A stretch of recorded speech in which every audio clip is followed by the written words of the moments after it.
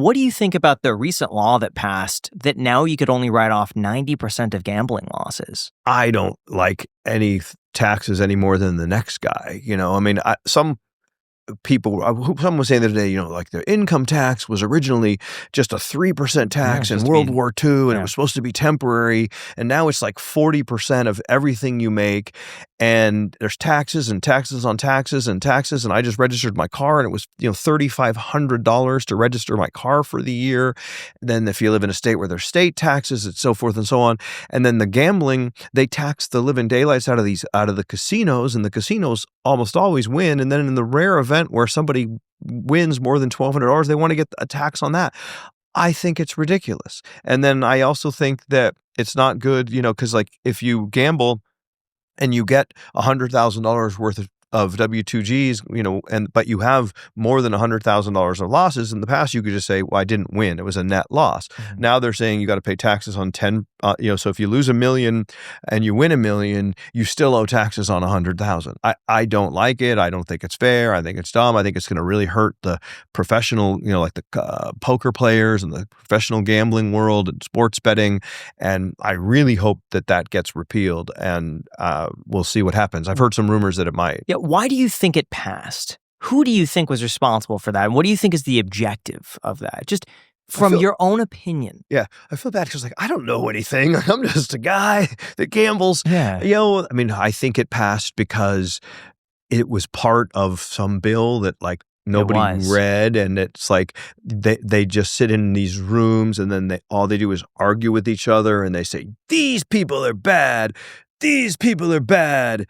And then, they try to get you to vote for them. And then if they get people to vote for them, then they do something, and these guys do something, and they hate each other, and then they just fight all the time.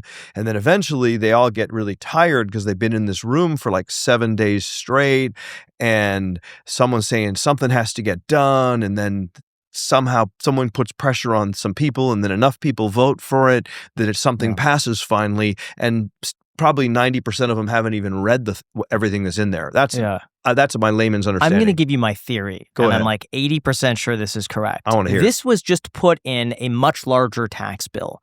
It was snuck in there. Yeah. People weren't going to vote that out. My assumption, my pure speculation guess, is that it's probably the prediction markets. Someone associated with, for instance, as an example, like Kalshi or Polymarket or some of these prediction markets where it's not considered gambling. And they could carve out and they say, okay, 90% of your gambling losses are deductible, but that doesn't apply to us. Because why else would they do it? They want to dissuade people from gambling.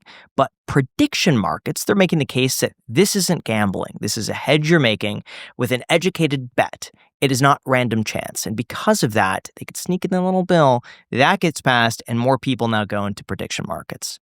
That's my theory. I think the whole politics thing is really interesting. It's not something that we ever talk about because, it'd be really dumb to talk about something that would alienate half your audience. And I don't really have that strong of opinions on any of it. I just think it's all really dumb, and everyone should just get along, and there should be a law that you can't just spend all your time hating on your opponents and talking crap. Why don't you just spend your energy coming up with intelligent solutions? Now, I realize it's infinitely more complicated. I was on the board of my HOA, and after a year I resigned because I couldn't get anything done, and every decision that we made, half the people hated it and half the people, didn't. So I didn't like it at all. But I think that the gambling thing is kind of interesting, and it's just the same as everything else.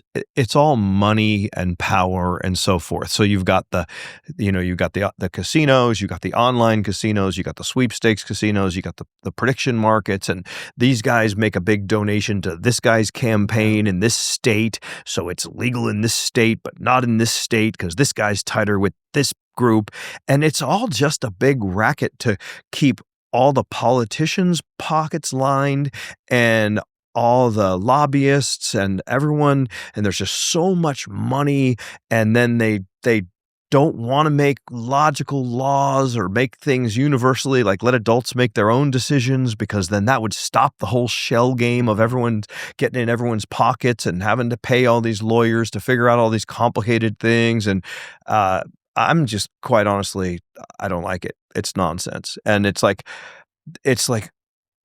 gambling or smoking or drinking or anything It's like, do we want to live in a totalitarian state where someone tells you, you can do this and not this and, whatever? Or it's like, are we big people? Let's just make our own decisions and do what we want. We don't need the government telling us what to do and not do. I guess if I were to ever talk about politics, that's what I would say. I think it's a big scam. And, there's like so much waste and they waste so much time.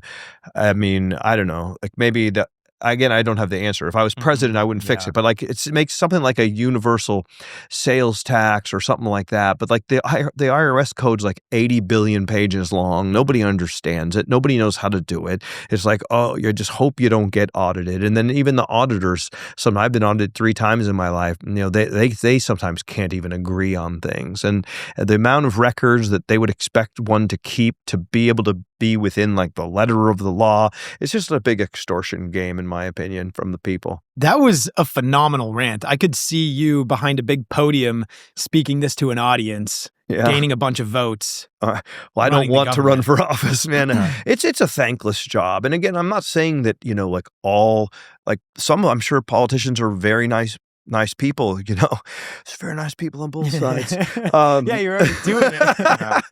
But I'm sure there's some, they're very nice people. But I'm just saying, just looking at the gambling thing, because there's there's online, there's offline, there's the tribal gaming, there's this, and they all have politicians that they are in with, and then they're just jockeying, and then they're trying to undermine this guy, and I'm going to get this passed, and like what you had suggested, like, we're kind of treated differently for tax purposes, so if we could screw them, it would be really good for us. And I just don't like it. I just wish people would just be nicer. People just love drama and and all that kind of stuff, and I just try not to get involved in it. Our show is kind of a break from all that.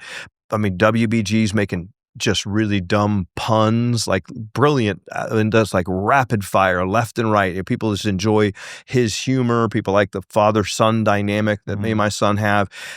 Our show is just a couple of idiots getting together and gambling every day and having fun, and people watch it to get away from all that craziness. Now, really quick, I just want to say that we've been traveling a lot to bring you these guests here on the Iced Coffee Hour. And if you've traveled recently, you know what happens when you start packing your bags. Clothes get way bulkier than they should be, and it's a lot more stressful than it needs to be.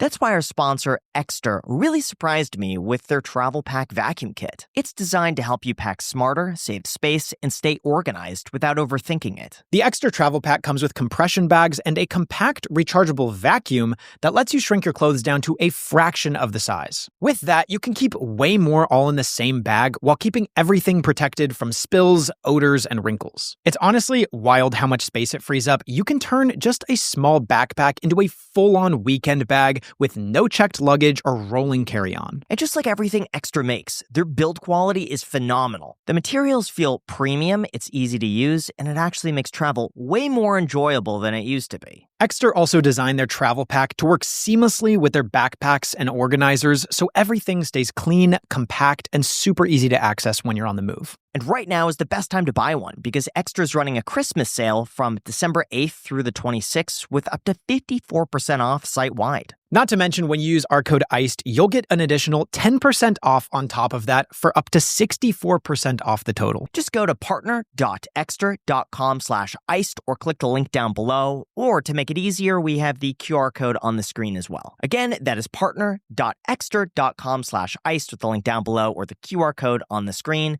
Thank you so much and enjoy.